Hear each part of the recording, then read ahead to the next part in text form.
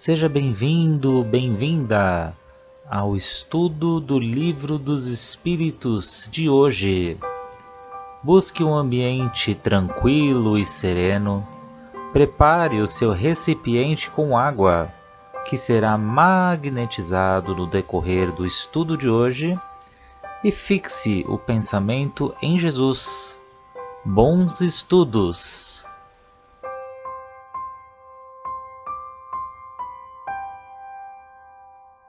Olá a todos, sejam todos muito bem-vindos aí ao nosso grupo do Livro dos Espíritos, esse livro base que nos direciona, que nos auxilia em tantos entendimentos no nosso dia a dia e através de outros estudos também, ele realmente nos dá essa base que precisamos.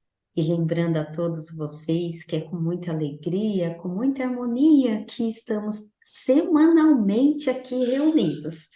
Não existe nenhum palestrante, mas sim existe pessoas aqui com vontade de aprender e auxiliar a instigar a mais corações a também formar um grupo de estudos, porque, gente, como é bom estudar em grupo.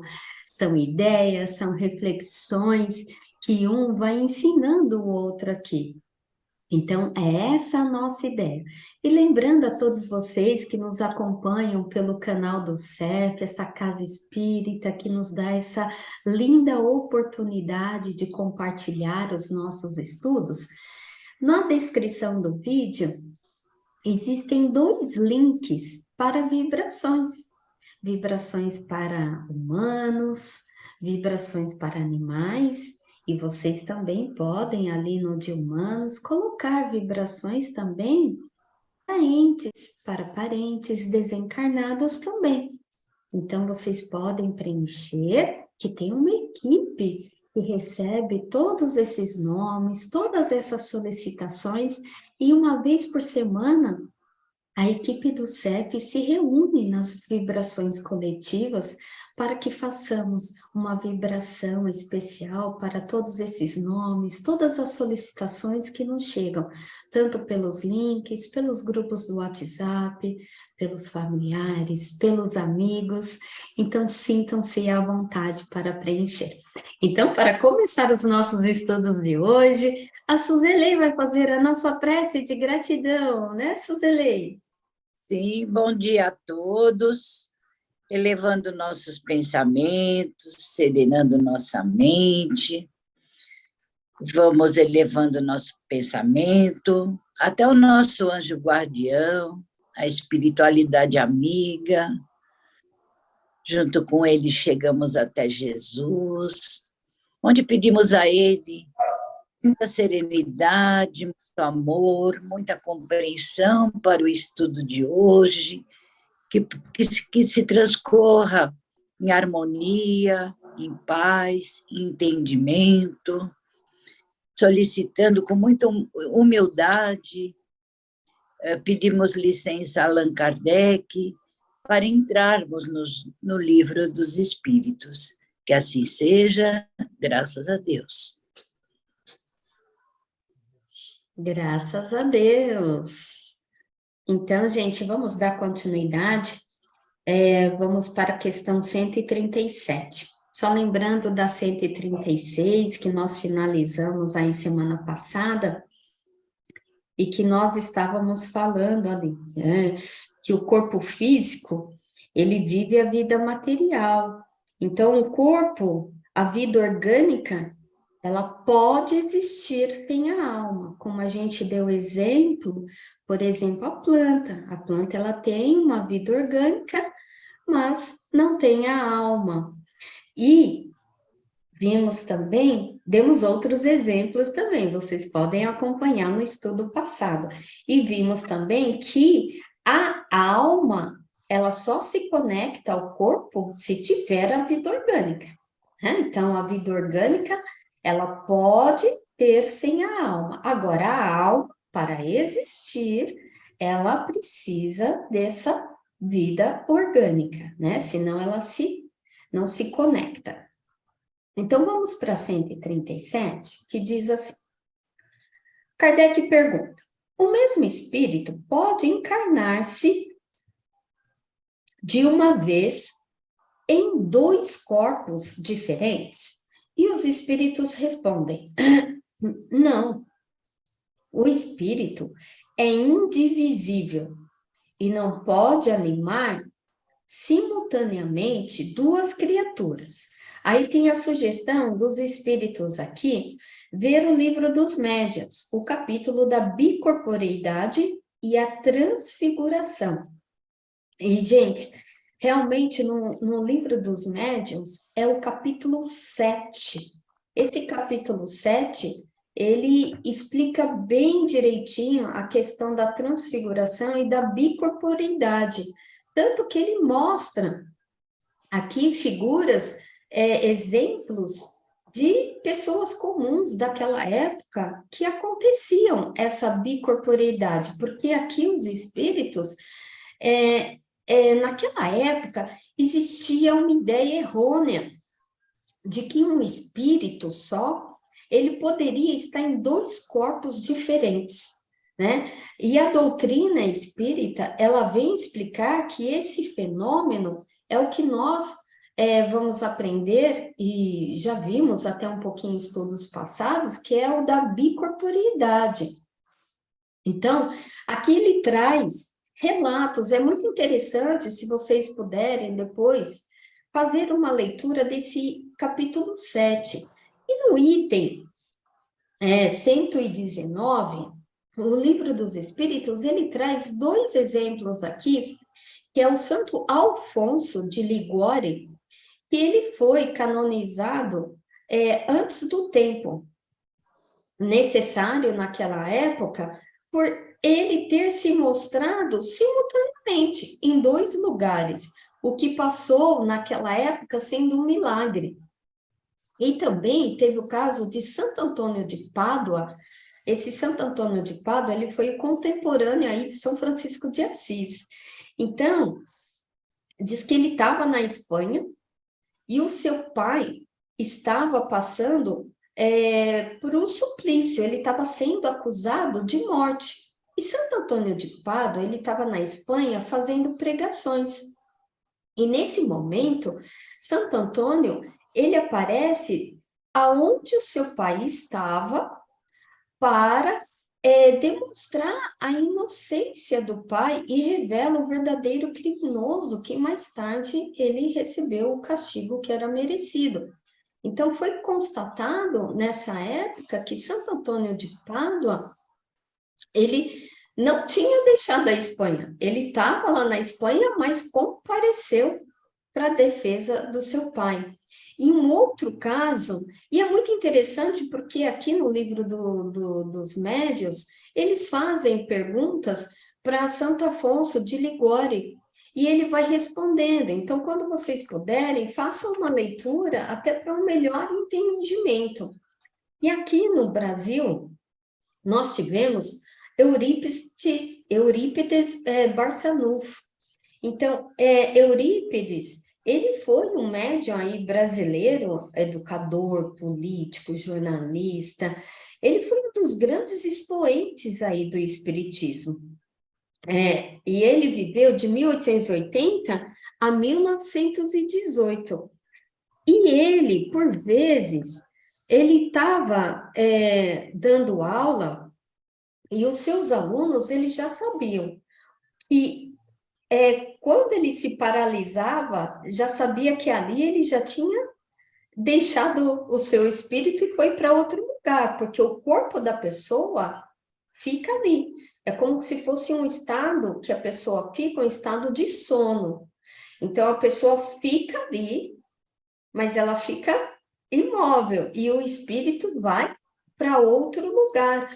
Então, eles já sabiam que quando acontecia isso, que o espírito dele foi para algum lugar ajudar alguém, porque era usado esse fenômeno da bicorporeidade para ajudar alguém.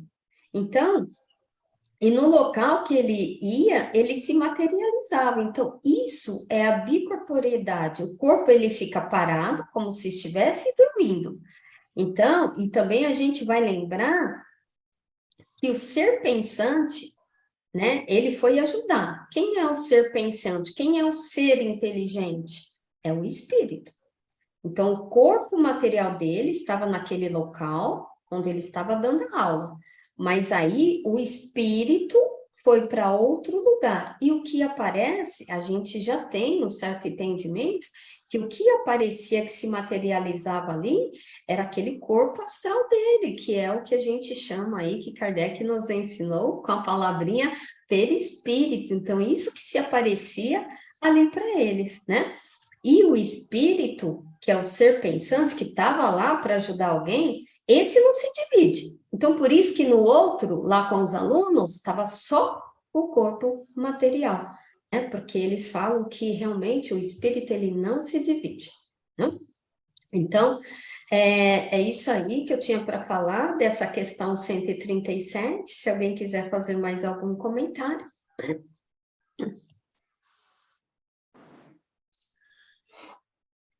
Você Eu acho que vê, foi no capítulo segundo, no capítulo primeiro desse segundo livro, né, que a gente falou sobre isso, de que o espírito não pode encarnar na imagem em corpo, mas ele pode se projetar em outros lugares, né? Ele pode se projetar, dependendo da sua capacidade, né, de elevação, para isso. Lembrou o capítulo primeiro, eu acho que foi o capítulo primeiro desse segundo livro. eu lembrei também a questão anterior, né? O corpo pode ser sem a alma, no caso dessa bicorporidade, o corpo ficou ali, né? Imóvel. Na verdade, sem o perispírito, sem a alma, né? Porque ela foi ajudar em outro local. Então, está aí a prova que o corpo, né, ele sobrevive sem a alma, só que ele é um pedaço de carne que ficou ali imóvel, né? Explica aí, inclusive a questão anterior, o que a Meire falou. O que vocês acham? Eu concordo. Realmente, Suzele, é um outro exemplo aí, né? Que realmente o corpo material ele estava lá, né? E ele sobrevive sem o espírito, mas o espírito ele precisa dessa ligação, né? Porque eles ainda estão ligados por aquilo que a gente fala que é o cordão, né? O cordão de prata que se liga. Só no desencarne que esse cordão aí de prata ele rompe, né? Como os espíritos falam, rompe esse liame, né? Que liga o perispírito com o corpo, que a gente está vendo aqui, que é a alma. Verdade. O perispírito é o que tem o poder de ir, né? Para quem tem esse dom, né? De ir a outros lugares, porque ele é aquele corpo fluídico, né? Que a gente já estudou. Agora, o corpo, como a Suzy mesmo lembrou, é uma massa, né? Ela fica ali onde está. Ela não tem esse poder de se transportar, né? O espírito vai através do perispírito, né? Que é um corpo fluídico, né? Por isso que ele pode se dividir. Ele é o único que se divide, né? Que separa, né? Isso mesmo, Cleide, bem lembrado, porque quando a gente fechou as questões 136, 136b, ele fala, né, que o ser humano, ele não poderia se manifestar só com o corpo de carne, né? Ele precisa dessa alma, que é o ser inteligente, que é o espírito. Isso mesmo. Exato. Gerson, pode seguir a 137, que é você. Não, era 138, não era? Ah, desculpa. Não, 139, quer dizer. A minha é 138. Posso ler? Pode. 138. O que pensar da opinião?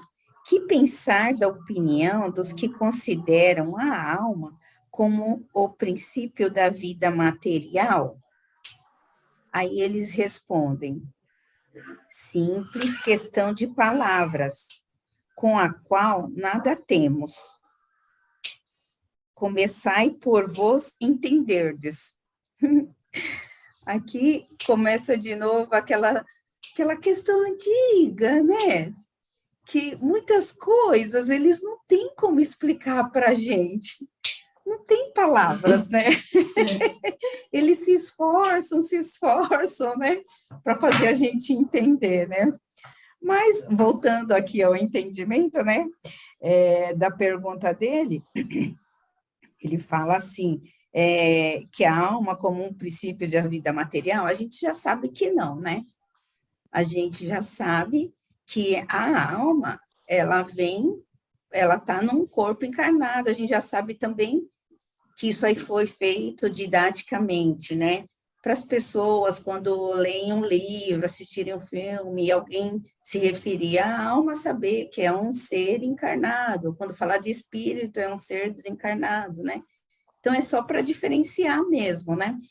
E o que dá o princípio, como ele fala aqui, o princípio da vida material, a gente sabe, né?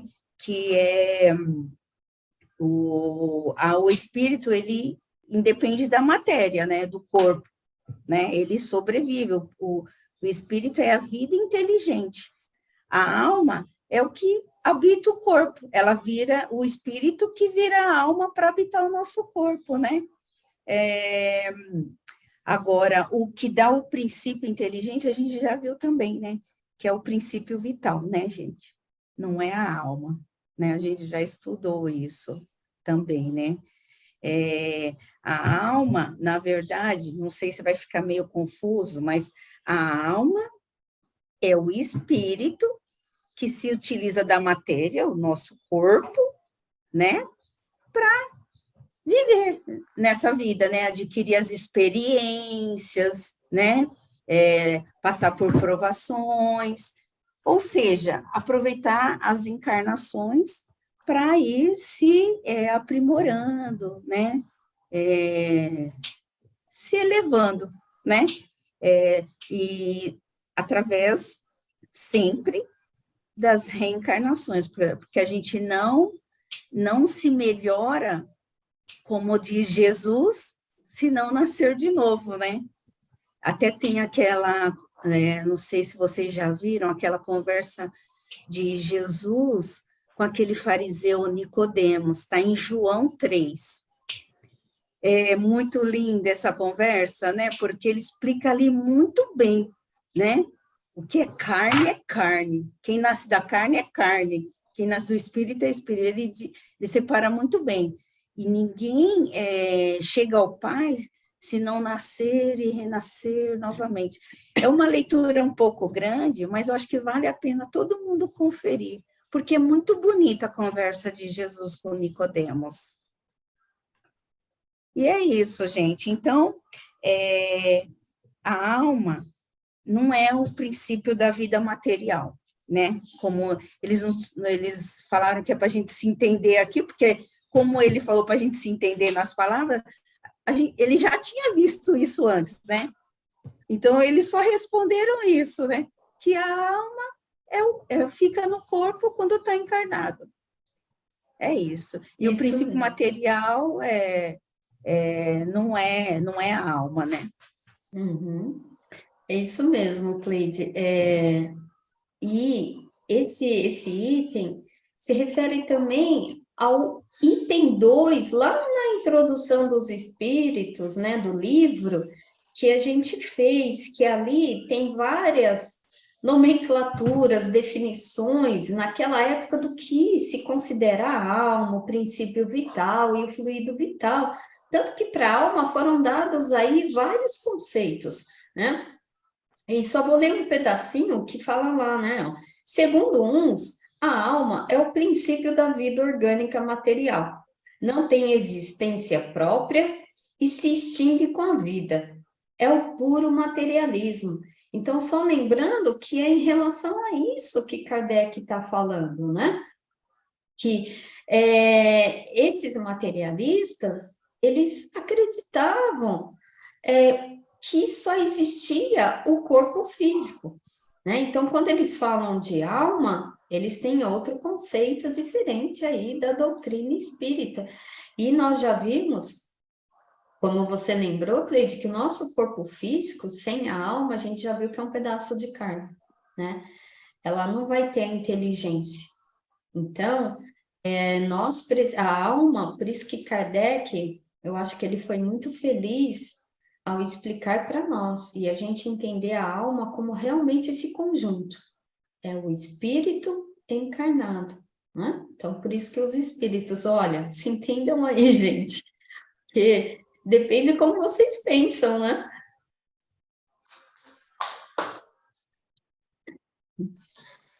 Pode Seguir seguir, com a Gerson. 139.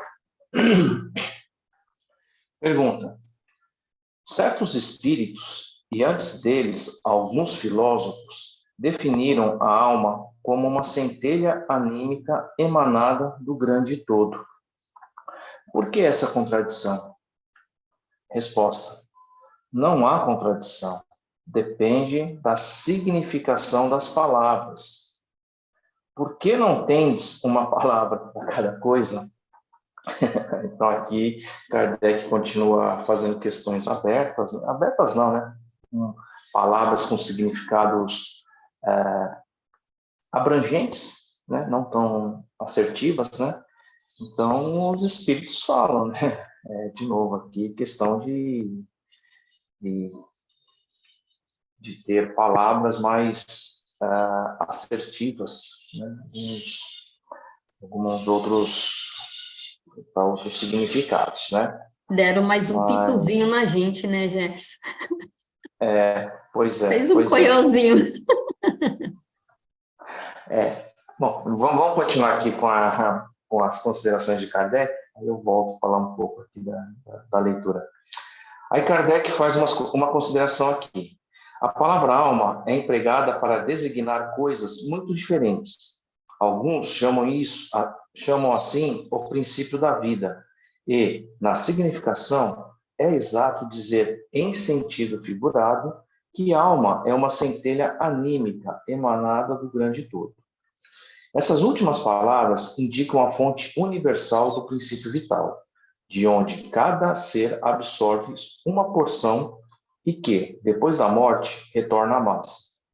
Essa ideia não exclui a de um ser moral distinto, independente da matéria e que conserva a sua individualidade. É a esse ser que nós, igualmente, chamamos alma. E é nessa significação que podemos dizer que alma é um espírito encarnado, dando à palavra alma definições diferentes. Os espíritos falam segundo a aplicação que fazem dela e segundo as ideias terrestres de que estão ainda mais ou menos imbuídos. Isso decorre da insuficiência da linguagem humana que não tem uma palavra para cada ideia, tornando-se a fonte de uma multidão de enganos e discussões. Eis porque os espíritos superiores nos dizem que nos entendamos primeiro acerca das palavras. Então, aqui ele tem uma explanação, acho que juntando as respostas das duas questões anteriores sobre a alma, né? E que, assim, também ficou claro para ele essa explicação dos espíritos, que na época, né, não tínhamos ainda uma linguagem exata necessária para explicar certas convicções. E assim, a nossa linguagem vai se modificando, né, com o passar do tempo, né, novos conceitos, universalizações das palavras, ocorre toda hora, né, ocorre toda hora, sem falar que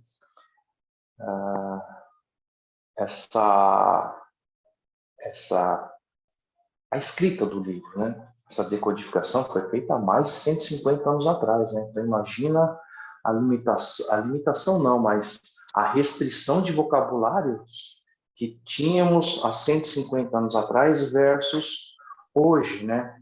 Então essa questão aqui me fez lembrar de uma outra anterior sobre quando falava de que os espíritos responderam mais ou menos nessa linha também, né? Que são conceitos que eles não têm nem como explicar, porque na época a gente não tinha conhecimento, né? Nós entendemos aqui que seria aquelas telecomunicações, né? Então, o eletromagnetismo, imagina falar de uma coisa dessa 150 anos atrás. Então, acho que na mesma linha, né? Aqui a questão do vocabulário, que não era tão abrangente assim, né? Que não era abrangente, não tinha uma abrangência compatível com a complexidade das perguntas e da necessidade dos espíritos darem as respostas de forma que não fosse, que não permitisse, né, uma interpretação equivocada. Então, eles pincelaram bem aqui, simples e direto nas respostas, né, e sempre colocando esse ponto. Olha, a linguagem de vocês ainda não está preparada para uma formulação de pergunta mais adequada, mas o que temos para responder é isso, no momento. Eu que até hoje, né, ainda há uma pobreza, né, da palavra para entendermos, né? Há muita coisa que a nossa inteligência não consegue entender, né?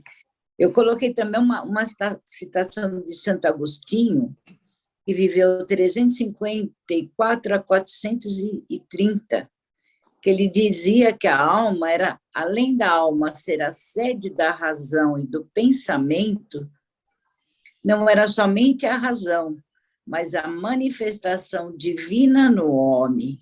A alma é imortal, por ser o elemento que liga o homem a Deus. É uma citação de Santo Agostinho, que viveu 354 a 430. Então, essa confusão dessas épocas, né, os próprios filósofos, né, eles colocavam várias definições para a palavra alma, o significado da alma. Na verdade, vem do grego, né, o psique, que deu origem à psicologia, inclusive, né? Psique seria a alma, logia, o estudo, a razão. Então, durante muitos e muitos anos, a psicologia foi definida como estudo da alma, né? Interligada também com a espiritualidade, né? Havia muitas discussões entre se os animais teriam alma, que uns diziam que sim, outros diziam que não. Então, desde épocas bem remotas, né, esse significado de alma é confuso, né? Hoje é mais claro devido à doutrina espírita, né, que nos ensina muitas coisas em referência à alma, né, à espiritualidade, à alma.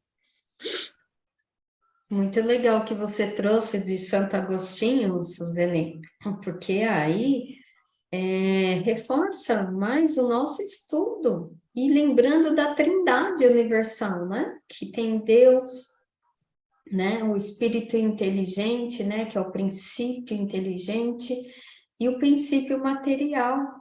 Então, a gente vê como realmente é assertivo nós pensarmos que realmente a alma é individualizada e é imaterial.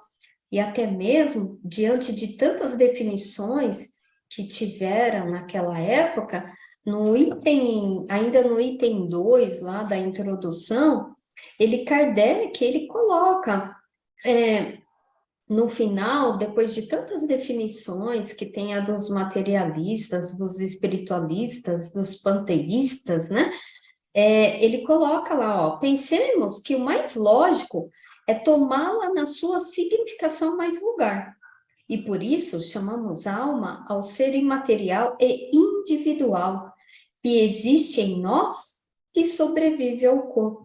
Né? Então, podemos desencarnar, mas a nossa alma, o nosso espírito, ele sobrevive. E essa pergunta, né, Gerson, se a gente... É o que os espíritos explicam, né? É uma questão de palavras. Ok, se você for entender a alma como princípio vital, O princípio vital, a gente vai lembrar, ele vem do quê? Ele vem do material. Ele vem daquela parte da Trindade. Então, e o princípio vital, ele vem do fluido universal, o fluido cósmico universal. Então, eles querem dizer assim, que nós, que nos entendamos, né, com as palavras, porque para eles, ali as palavras não são importantes, o que importa é o entendimento, né, o que nós vamos ter em relação àquilo que está se referindo, e aquilo que somos nós, né, que somos nós aí, espíritos. Não esquecendo, né, gente, que a alma, enquanto corpo, né, enquanto está no corpo, ela vai passar, né, durante as encarnações, ela vai passar por aprendizados e vai evoluindo. Quando a alma passa a ser espírito, tudo que ela adquiriu de aprendizado, de evolução, vai continuar no espírito. Porque na próxima encarnação, a gente vai continuar da onde a gente parou, né? Tudo é guardado, tudo é acumulado. Isso mesmo. Né? Gente, a gente tem aí 5 minutinhos. Eu acho que a gente pode deixar a 140, né? Que ela é um pouquinho grande, para próximo estudo. O que que vocês pensam? Sim. Porque aqui eu acho que cada um vai querer falar um pouquinho, né? Pode ser, vai ser gente? pouco. 5 minutos é muito pouco, né? Vamos com calma, né? É isso mesmo. Então, é muito vamos... legal porque ele não cansa de esmiuçar as coisas para a gente, né? Como ele é benditamente didático, né? Ele vai e volta, vai e volta. Vai ser impossível a gente terminar esse livro não entendendo nada. Com certeza, a gente vai terminar sabendo muita coisa, vai andar um degrauzinho da nossa escada, viu? Porque ele é muito didático, ele vai e volta, vai e volta. Então, a gente está sempre voltando ao que a gente já aprendeu, como o Gé mesmo comentou, você também, ele buscou lá atrás no que a gente já leu, né? Já estudou. Então, você vê...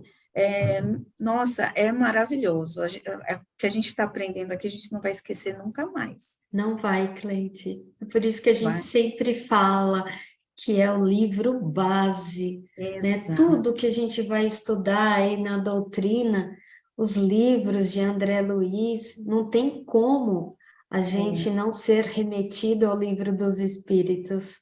Por isso que é importante estudar em grupo, estudar devagar, né? Foi muito importante quando eu passei um pouco mais corrido por ele, e hoje eu estou tendo essa linda oportunidade com vocês de voltar e ver bem devagar cada questão, né? É muito lindo. É para a vida toda. A vida inteira. E para todas as vidas. Exatamente, exatamente. No mundo espiritual, a gente leva tudo isso, né? A gente leva os nossos conhecimentos. Suzelei, você faz a nossa prece? Sim. Então, nesse momento, vamos serenando nosso pensamento, nos ligando novamente, já estamos ligados, né? E vamos agradecendo pelo estudo de hoje, agradecendo a Jesus, a Allan Kardec, aos nossos anjos de guarda, a espiritualidade amiga, por essa oportunidade divina que recebemos desse estudo maravilhoso. Rendendo graças a Deus, gratidão, obrigado pelo estudo, Senhor. Amém.